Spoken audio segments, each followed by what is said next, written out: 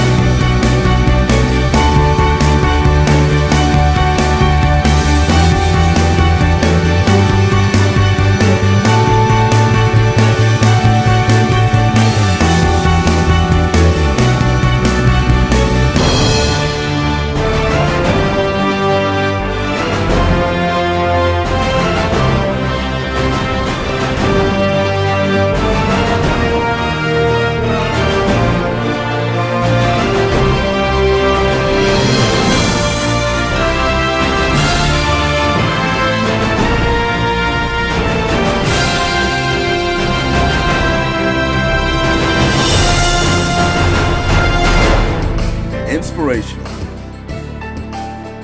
informative, empowering.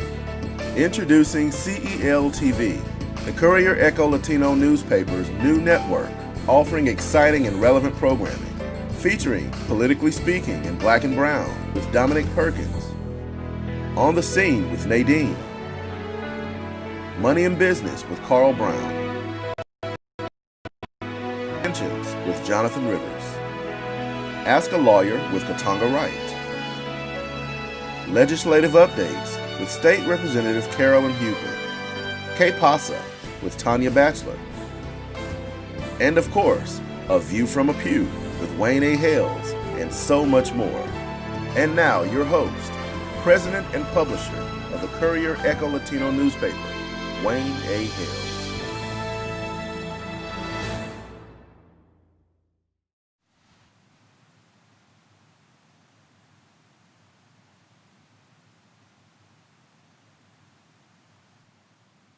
Good evening, and welcome to the Georgia on My Mind virtual, hosted by none other. Ladies, understand that it is a serious matter. The ladies of Alpha Kappa Incorporated under the AKA's lead GOTV effort. Joined with me today are some dynamic women who have been doing excellent things for a very long time in the state of Georgia. First, let me introduce Miss Cornisha McGill Brown. She is the International President of Jack and Jill of America. Good morning. Good evening, Cornisha. Good evening. We have Vicki Williams Wiley. She's the president of the Columbus Metropolitan Chapter of Delta Sigma Theta. Good evening, Vicki. We also have Miss Pat Hughley Green. She's the president of the Georgia School Board, and she's also the chairwoman of the Muskogee County School Board. We also have Miss Karen Bennett, who's the chair of the Georgia Legislative Black Caucus with us. Good evening, Karen. Good evening. And we also have with us none other than our Georgia cheerleader, our Georgia galvanizer, the resilient, ingenious, and persistent Spelman sister, Miss Stacey Abrams. Welcome, Stacey. Thank you so much. Thank you so much for joining us. And so, Stacey, I'm going to start off with you. A lot of people may be watching this forum going, Stacey, you came to us back in November. You told us what we needed to do. We got out to vote, and we saw you help to select our next president-elect, Joe Biden, on Monday. So why are we having this forum now? Because as happens with many good things, we got to do it again. We were incredibly grateful for the turnout and the engagement across the state, especially from Southwest Georgia, an area of the state that is too often overlooked and left behind. But across the entire state, we saw real engagement and a level of turnout that is worthy of comment. African American participation in this election increased 20% over 2016, and that helped make the difference. But we know that sending a new president in also requires sending partners. We have three branches of government, and the legislative. And right now, the legislative branch of government is incomplete. There are 50 Republican U.S. senators. There are 48 Democratic U.S. senators, including one independent or two independents who caucus with the Democrats. But there are two seats that they're left to be filled. Those two seats are the seats that are currently occupied by David Perdue, who is ending his first term of a full 6 years, and Kelly Loeffler, who is ending her first 10 months appointed to that seat because of the retirement of Johnny Isakson. I put all that into context because in the mid 1960s, Denmark Groover, who was a state legislator, decided that he wanted to make it harder for Black voters to have an effect on the outcome of elections. And he was a state legislator who devised a scheme called runoff elections. And this was designed to say that Black voters would not be able to create a plurality and elect the people of their choice if they couldn't get to 50% plus one. And so what was created for segregation purposes has now created an opportunity for the election of the first Black senator from the state of Georgia. Now, this is a nonpartisan forum, and I'm not telling people what to do, but I will tell you what's at stake and who are the candidates on the ballot. Because of the runoff election rule, a segregation era rule that was designed to muffle the voices of Black voters, we in this year, in 2020, have the opportunity to harness the power of Black voters to decide the future of our state.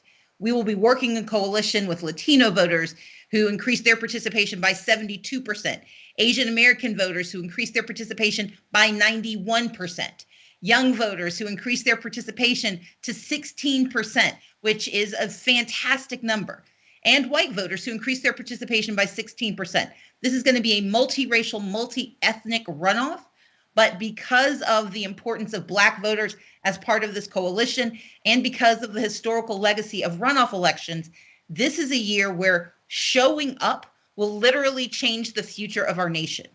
Right now, the leader of the Senate is a gentleman named Mitch McConnell. He is the Senate Majority Leader. He is a Republican from Kentucky.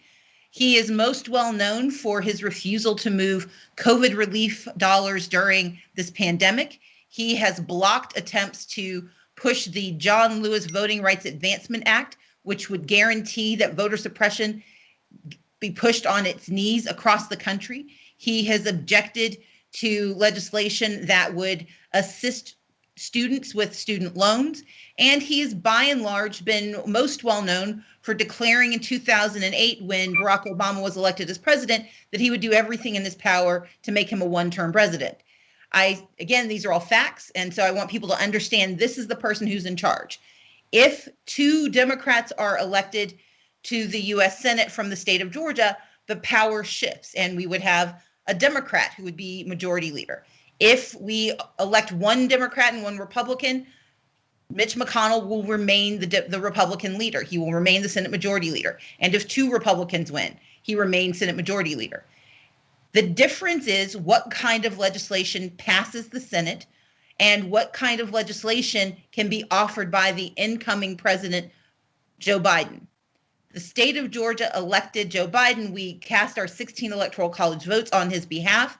And right now, we know that Mitch McConnell has once again declared his intention of not cooperating. He's even gone so far in some conversations, and some of the members of his caucus have said they don't intend to confirm Joe Biden's nominees for office, including the first Black woman to head the Department of Housing and Urban Development. We know that he has said that he's going to block the adoption of important legislation that could help our families.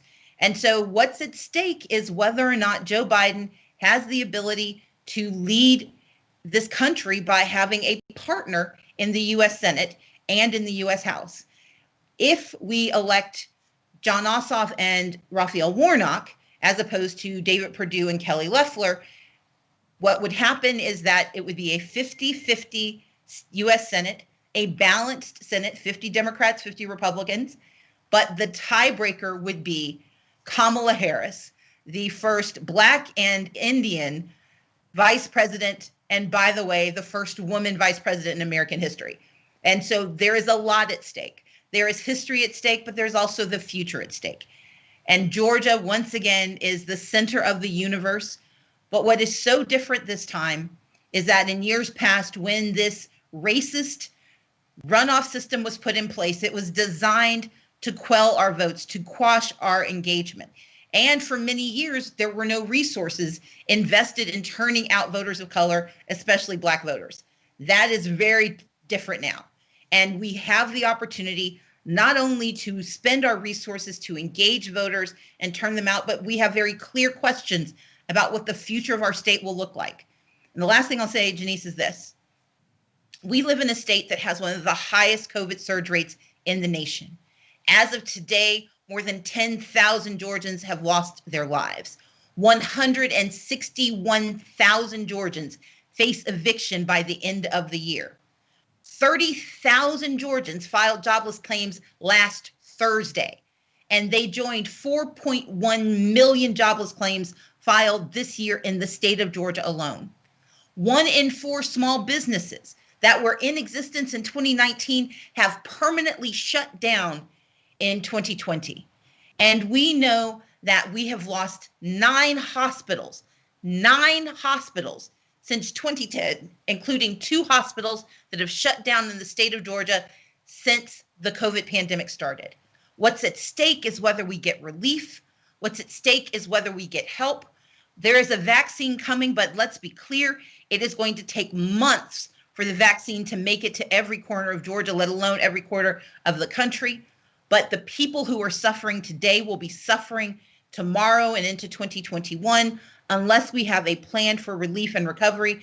And so I would encourage everyone to look at the messaging coming from both David Perdue and Kelly Loeffler, as well as Jon Ossoff and Raphael Warnock, and decide whose message resonates more with you, who you believe will stand up for you, who will fight for you, because that's what we need our senators to do, to fight to bring relief and resources back to Georgia. That's what's at stake on the ballot. And that's why it's so important that people take advantage of voting absentee if they can. If they want to vote by mail, they can right now. If you want to vote early in person, it started Monday, and we've seen 2 days of record turnout. We don't know what happened today, but we'll get those numbers tomorrow morning. And we, of course, have Election Day on January 5th. And if you have any questions, you can go to peachvote.com to make a plan to vote and get ready to make your decision about what you think is at stake and how you can help. Stacey, I thank you so much for laying out the case of why this is really a serious matter. And Stacey, you've told us who's on the ballot, and then you've given us some direction on what's really at stake during this election. You know that in runoff elections, you've just told us the why, But we know that what happens in runoff elections, sometimes people forget. They don't take it as serious.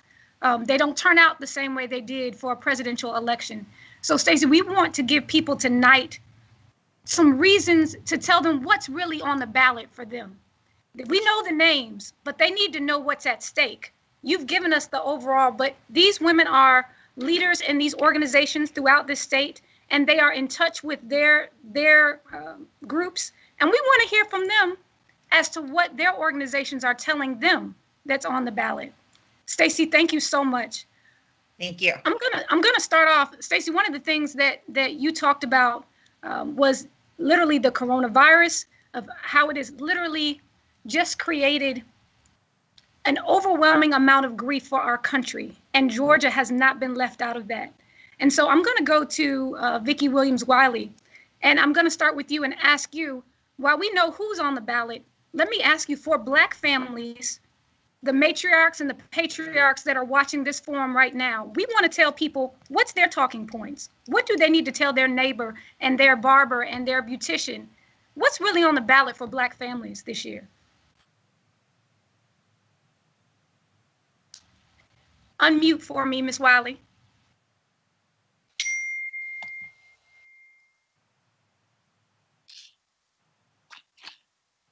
One more time. Great. Okay, I'm sorry, I had a slight delay. But once again, Janice, thank you so much. It is such an honor and a privilege to be on this platform with these outstanding women. And, you know, for those that are watching or just listening this evening, and in case you're wondering what's on the ballot for me, my family, what's on the ballot for your neighbor and their family, I want to personally speak to the matriarchs of the family. The right to vote has held a central place in the Black freedom struggle, and we know the stories. The issues that are directly affecting our families are a matter of importance that require urgency. The lack of adequate health care, inadequate financial resources as we continue to struggle through this pandemic. Yes, it is a pandemic, not a simple viral flu. A lack of funding sources for our kids to complete a college education. The key word is complete a college education. As we all know, Dr. Jill Biden is a community college educator, professor. But personally, as a community college administrator, I can attest to the hardship associated with families, those families that are trying to maintain a household and pursue an education. Oftentimes, families are forced to choose between a minimum wage job to pay the bills and struggling with childcare and transportation. And I cannot forget the students who have to apply for student loans to assist parents only because their families earn too much to qualify for a Pell Grant, but not enough to maintain a household or to cover college expenses. This ballot is for all of us to make a difference. You need to vote because your livelihood is at stake. So no matter what you do or how you do it, get to the polls and vote. You need to make sure that you study the candidates. Make sure that you pay special attention to what their platforms are and recognize those who control the power, they control you and your decision. So I encourage you, matriarchs of the family, study the ballot. Your livelihood is at stake. Thank you, Vicki. Thank you so much. You're right. Our livelihood is on the ballot. This is not this. And Stacey, as I go back, wouldn't you say that some people say the most important election is the presidential election? But in listening to Vicki and listening to you, this runoff election is almost more important than that presidential election. I wouldn't say more important. I would say equally important, because we do have three branches of government, but so much of the resources in our political system focus on one job. They focus on the job of the presidency because it is the most powerful job in democracy. But that job requires the partnership of a House and a Senate, of two legislative bodies willing to work together. And what's at stake is that we have an existing leader of that body, the U.S. Senate, who has declared his intention not to cooperate. And so the real issue, and certainly Representative Bennett can speak to this, the real issue is if you have a partner who says, I won't help you do your job, then that means that they don't intend to serve your needs. America has spoken and said, here's the president that we want. Now is the time to see if we can have a Senate that can make those promises real. Make them good. Thank you, Stacey. Absolutely. And so let's go to you, Ms. Bennett. Ms. Bennett, you have been on the front lines for this Legislative Black Caucus for a long time, way before our recent elections. Tell us, Ms. Bennett, what do our voters need to do? How do they need to think about the ideas of voter suppression? What do they really, is their vote going to matter? Yes, their vote is going to matter. And thank you, Shanice, for allowing me to be here, and to my leader, will always be my leader, Stacey Abrams. The balance of power is on the ballot, and it has already been explained. Right now, it's a 48-50 split. With gaining the two senators from Georgia, we would then have a 50-50 split in the Senate, and the vice president will have to break the vote on impending legislation.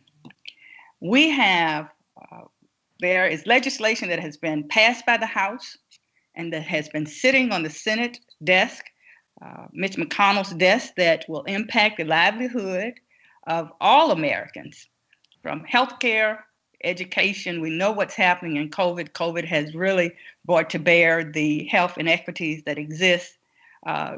The infrastructure, which could provide jobs in our nation, education, the livelihood of each and every one of our lives is on the desk quite often in the Senate. And so by having senators who value the values of most Americans, which are represented by the organizations that I serve, it would definitely help to change the focus. It would help to improve the lifestyle, the livelihoods of all Americans. And so the struggle, as Leader Abrams has said, the current leader of the Senate has vowed not to cooperate. The people of America have elected their president, who shares the values and who our people are looking forward to this president being able to carry out his agenda. And so the next administration with President Biden and Vice President Harris need help to be able to carry out the agenda that the Americans have said we want. So the balance of power is there. What's at stake? Voting rights, most importantly, is at stake. Criminal justice reform, the George Foreman Criminal Justice Act, John Lewis's Voting Rights Act, healthcare, everything is that affordable healthcare still remains at stake. So the balance of power is utterly important. And so everyone's vote matters. During this runoff election, African Americans have been said not to return to the polls, but this year we've already turning out in record numbers. We want to continue those record numbers because African Americans in Georgia, your vote does matter, and it will make the difference in this election. Yes. Thank you so much, Ms. Bennett. Thank you so much. So you all have already given us multiple reasons why we all need to get out and vote, not just on January the 5th, but get out and vote tomorrow. We don't have to wait till January 5th. We want to encourage people, don't put it on your calendar for next week. Just go ahead and get it done tomorrow. Get it done tomorrow. So if you need more reasons as to why we need to get out and vote, we have with us the international president of Jack and Jill of America. And Cornisha, this year has been a hard year for Black mothers. Absolutely. We have seen through the killings of George Floyd, through the striving for justice for Breonna Taylor, for the death of Ahmaud Arbery, we have seen Black mothers crying for their sons throughout this year. And there is a concern that we as mothers, me being a mother as well, that we have for our children. Tell me as a mother and all these people watching us, what's on the ballot? What's at stake for our Black children? Why should they get out and vote? Well, thank you, Janice, and thank you for having me tonight, and also to my sorors, or AKA Lees. This is definitely a very important conversation to have, and I do want to say to Stacey, we can't thank you enough for all that you are doing to make a difference in the lives of not just here in Georgia, but all across our nation. So I do want to say that. But Janice, you've raised a very good point. Jack and Jill of America Incorporated is committed to nurturing future African American leaders, and for them to be able to reach their full potential, they have to be alive. They have to make it home alive. They have to be able to thrive in the good United States of America that we've been told that where we can fulfill and reach the American dream. But so many times we go to bed worried and stressed as African American mothers, wondering, will our children reach their full potential? Will they be able to make it back and forth to wherever they're going driving, even if it's just out with friends? We have that on our hearts every day and every night. And in Jack and Jill, we're not just about, the children who are members of our organization. Our theme for this year is making a difference for all children. So we are definitely committed to having better dialogue about police reform, and we are also committed to advocacy.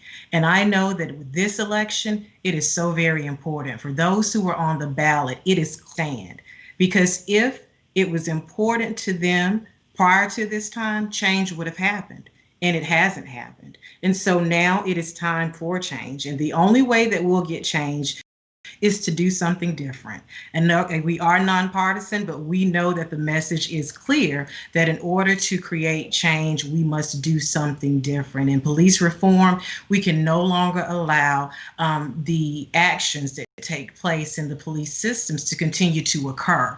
We don't necessarily say defund the police, but there are better ways to use the money so that it can be reallocated in a way that is very positive for the community. Better training, more police cameras, different community events so that our young men and our young ladies can understand how the police, are approaching and what are the right actions to take when these things come their way. So in Jack and Jill, we definitely teach that, and we are reaching out into our communities, and we are saying that, every vote definitely counts. You must vote. And when Ahmaud Arbery, right here in the state of Georgia, when he was killed, right here in the state of Georgia, the youth around this state, they rallied, they protested. In the midst of a pandemic, our young people were out there protesting. So I say again, they are the future leaders. We are here to nurture them, but they are leading the way, and the children will lead, and we have to get ready to make the right choices for the leaders in Congress. And senators make such important decisions on a regular basis that we can't afford to lose in a way that will impact our lives, our children's lives in a very negative way. So I do hope that everyone will get out to vote. Share it with all your sister friends, all the moms, your neighbors, just everywhere you go, in the grocery store, the beauty salons. Make sure that they are voting, and we don't have to wait until January 5th. We can do that right now. Thank you. Absolutely. Thank you. Thank you, Cornisha. A lot of times, you all have probably heard it. There is a generation of young people that ask the question every day, why do I need to vote? What does it matter? What is it going to change? So you just brought up a really important point, which is this generation has decided, I will take action by rallying, by protesting, by deciding where I'll spend my money and my dollars. But we want them to know you also make you make an active decision by voting. Voting is an action. It is getting things done and getting things changed. So if there are any youth that you all are talking to, that people are engaged in this particular forum, you've got to give them more reasons than just it's the right thing to do. So Ms. Brown just told us that the kids want change. And if you look at the two platforms, and Stacey, please correct me if I'm wrong, if you look at the two platforms of the people who are on the ballot, one platform will tell you how to change the justice system so it will lean more favorably for everyone. And the other platforms won't have anything. Is that what you're also seeing, Stacey? I would say it this way. We have one candidate who called Black Lives Matter a terrorist organization. That's Kelly Loeffler. We have Senator David Perdue has made absolutely no moves towards trying to address these issues, who is remarkably silent on the injustices that took place right here in Georgia and in Glenn County, which is near where he lives. And then you have Raphael Warnock, who has hosted expungement events at his church to help those who've been impacted by the criminal justice system, to help them get their lives back on track and get access to jobs. And you have Jon Ossoff, who marched in the streets, a millennial who was in the streets, protesting in the streets, but who also understood you have to protest at the ballot box. Again, I would say take people at their words and look at their actions. And if we want to understand what's at stake and who is going to serve the needs of the communities that we represent or that we speak for, I would urge everyone to look at the 6-year record of David Perdue, which does not include a single public town hall meeting, the 10-month record of Kelly Loeffler, which included picking a fight with Black Lives Matter, and the record of 15 years of Raphael Warnock in the ancestral pulpit of Martin Luther King Jr., and the work done by Jon Ossoff, who does his best to root out corruption and who got his political training under John Lewis and Hank Johnson. Thank you, Stacey. Thank you for making it clear. There are two different choices. There are different choices on the ballot. So thank you, Cornisha. And as we talk about children, we just cannot leave out the enormous amount of stress that has been on our school system over this last year with the coronavirus, not just affecting the health of our students and our teachers and our administrators, but they have had to literally flip education on its head to be flexible during this time period. And I don't know about you all, but I have 2 children that are struggling on this virtual thing. So we want someone in office who has a plan for how to make this better. Pat, can you tell, Pat Hughley Green is on our virtual forum right now. Can you tell our watchers and our viewers, for those teachers and administrators and students, what's on the ballot for them? Why should they be coming out to vote during this time period? Try it one more time.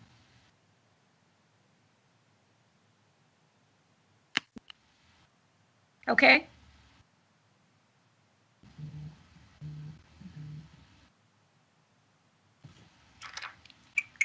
You want to do the speakerphone? Oh yes, go ahead, Pat. You're on with us. Could you tell us? Good evening, everyone, and I really do appreciate this opportunity to address you in this forum and speak with this group of outstanding and extraordinary women. So thank you to the AKA for that. Can you turn your audio down, Denise? Yes.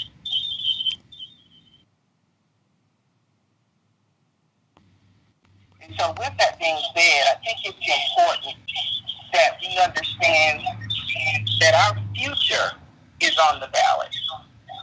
The students and children are our future. And it's an understatement to say that educators, parents, and students have been under an enormous amount of stress trying to teach concurrently and learn concurrently and work concurrently. That's a heavy lift. And so it's important that we keep education as the forefront because, public education is the great equalizer. We have to make sure that we support individuals who will place full funding of public education as a priority. It's important that our leaders focus on the resources and the budgets that are required to prepare instructional opportunity of excellence that will prepare our students to compete globally. And so participating in that political process impacts every aspect of our lives, which includes education. Mm-hmm. And so it's important that people go and vote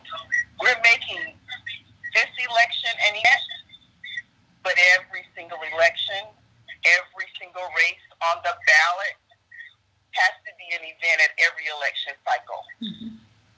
So it's important that we keep that in mind when we're at the ballot, that we support candidates who have a plan, not a soundbite, who have a commitment, not a photo op, to fully funding public education. Absolutely. Pat, you said it wonderfully. Basically, our future is on the ballot. If you're looking for a reason to come out to vote on January 5th, no, let me correct that. Come out to vote tomorrow. Tomorrow is your voting day, okay? Don't wait till January 5th. Tomorrow is your voting day. But if you're looking for a reason to vote on tomorrow, the future is on the ballot. What kind of future do you want to leave for the generations that are behind us and for our own lives, our livelihood, our future? Yes. And speaking of what we have to be focused on, just for some statistics in Georgia, Georgia's Black children are twice as likely to experience homelessness as white children. Georgia's Black children are more than twice as likely to be suspended as their white peers. Black children, we're talking about in Georgia, are more than twice as likely to be food insecure than their white peers. And in spite of making up only 1/3 of Georgia's child population, half of all the children who die before the age of 18 are Black children. Georgia's Black infants die more than twice the rate of white infants, and Black mothers die from pregnancy-related causes nearly 3 times the rate as white mothers. So you have to go and vote.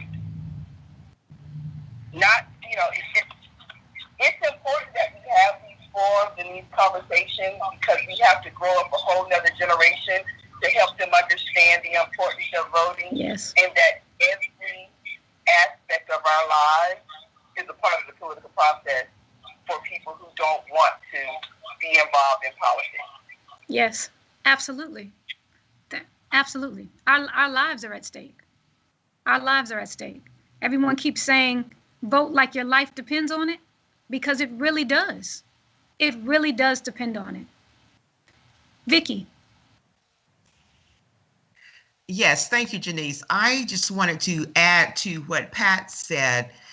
It is so important, like I said before, as a college administrator, I see firsthand, and it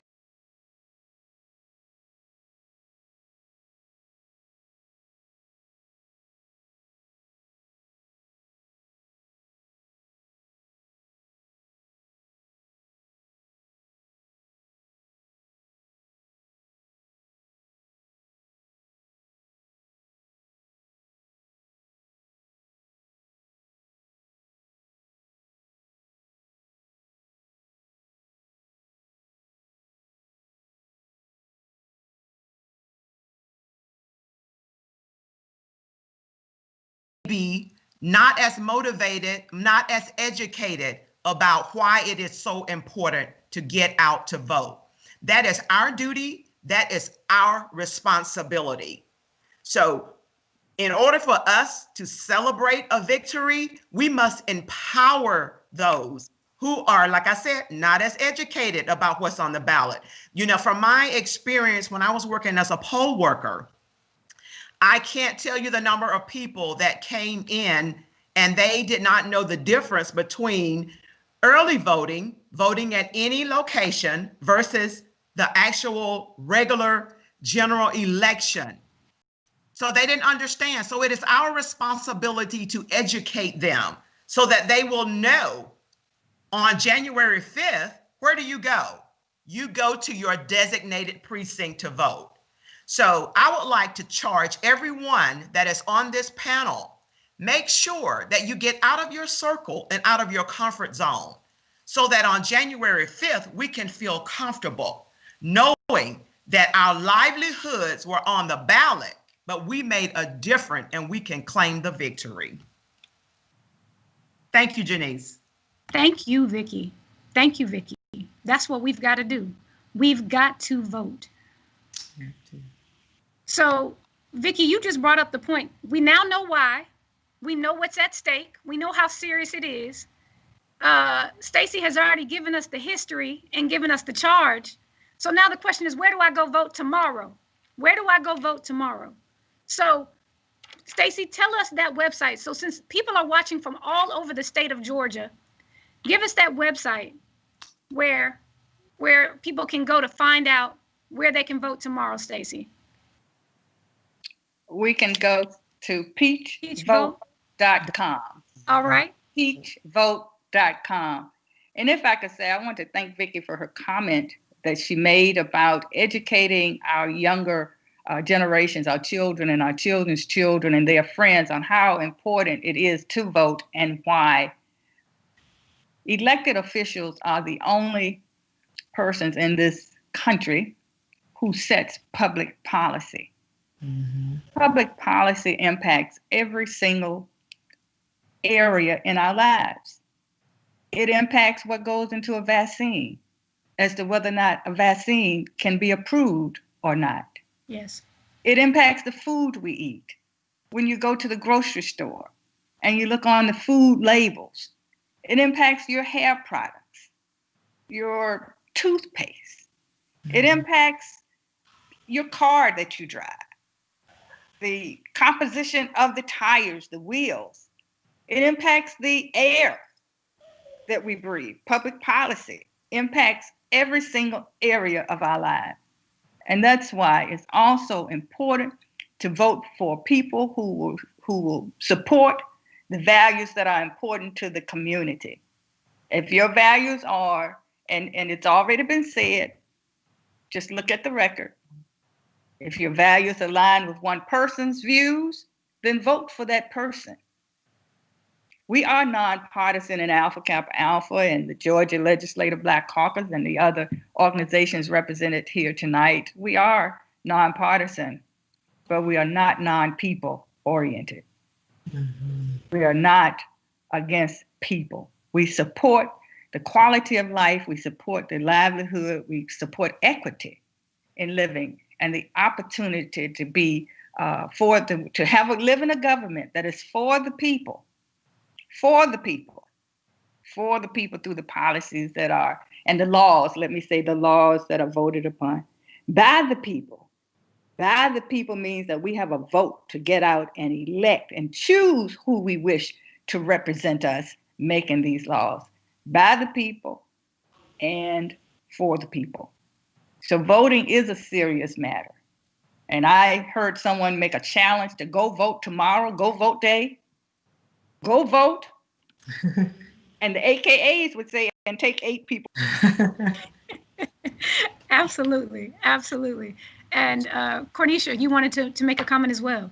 I do. I just want to agree with both Vicki and Karen. I mean, this is just too important for us to just stand by and not encourage our sisters and brothers in our communities to get out to vote. And I do want to say that, all eyes are on Georgia. As we said in the beginning, Georgia is on everyone's mind. So we have this unique opportunity to make history again.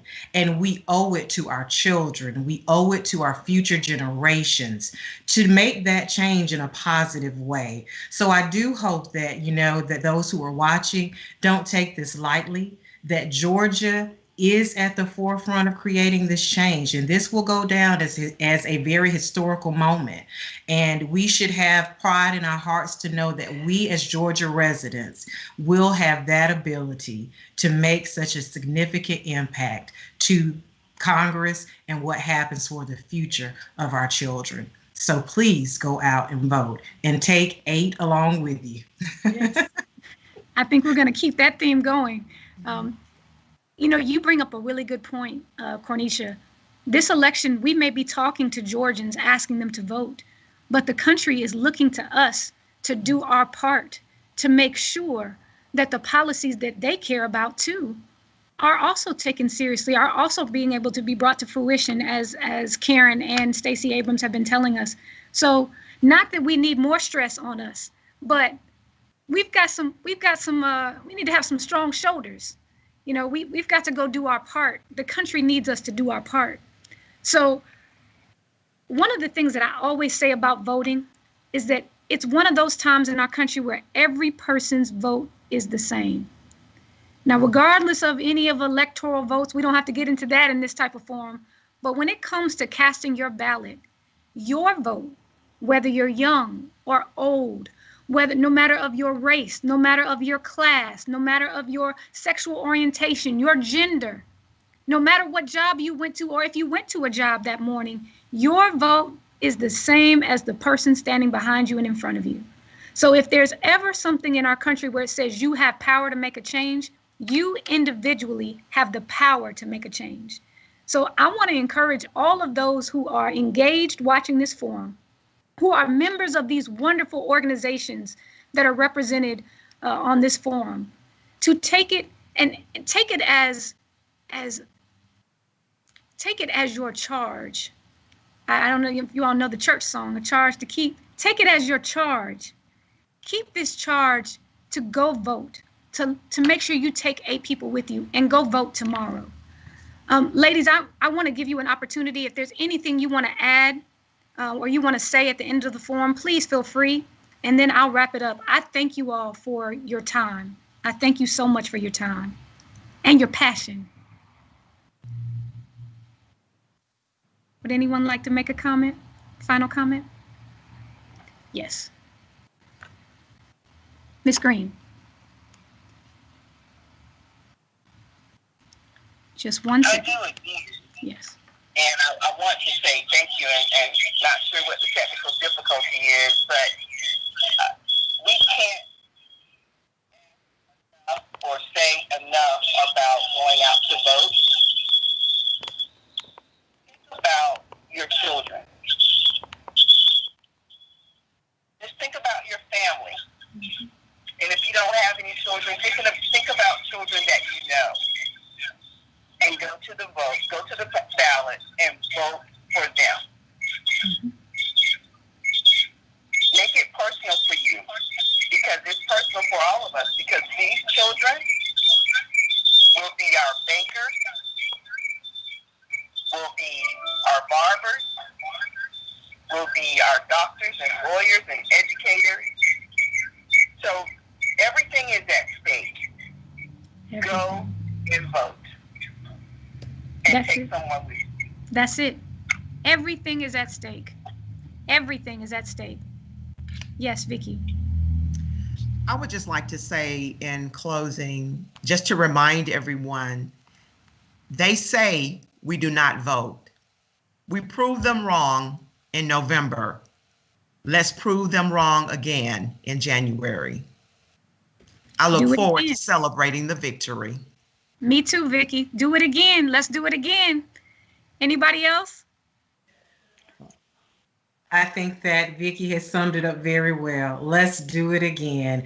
And we know that we have the power. We can do this. So let's encourage each other, support each other. And when we wake up, I hope before we go to bed on January 5th, that we will know that we have made a difference, and that the lives of our children, the lives of future generations will definitely be impacted in a great way. Thank you. Excellent. Excellent. Okay, well, in conclusion, Denise, I'd like to say on behalf of AKA's lead, Get Out the Vote, Georgia, we want to thank you for doing such a great job in moderating this panel. I want to thank all of my distinguished colleagues as we lead these organizations. We are all colleagues in the field. I have to recognize my regional director, Mrs. Carolyn G. Randolph of the South Atlantic region, who also is part of AKA, the leader of AKA's lead in Georgia, and to Ms. Tracy Belt, who is working in the field as a field organizer and has brought us together for this great forum. And I want to thank each and every one of you who have joined us tonight, and to those who will be watching as this program will be recorded. And I want to thank the Honorable Stacey Abrams for all the work that she has done to get Georgia to where Georgia is. Years ago, as we spoke, it was a vision that she mentioned, and she predicted that Georgia would turn blue. Not only did she predict, but she worked hard, as well as countless others. And we will continue the charge. We've turned Georgia blue, and I know we're nonpartisan, but we will continue to fight the good fight, and we will go to the polls and vote. Go vote, go vote. Don't wait until January the 5th. Go vote tomorrow. Make your plan. Go vote and take 8. Thank you very much. Well, on behalf of the AKA's lead Get Out the Vote effort, I bid everyone good night with a charge to keep on tomorrow. Go vote and take 8 people with you. Have a great evening. All right, thank you. Bye-bye. Inspirational. Informative. Empowering.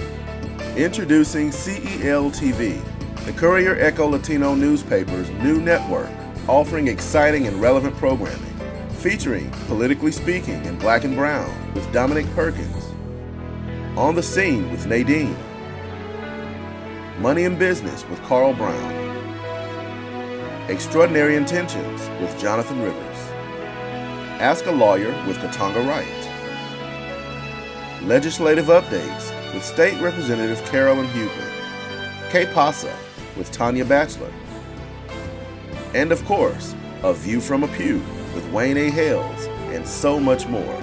It's all available on demand exclusively, broadcasting live on YouTube, Facebook, Instagram, and our website, couriernews.org.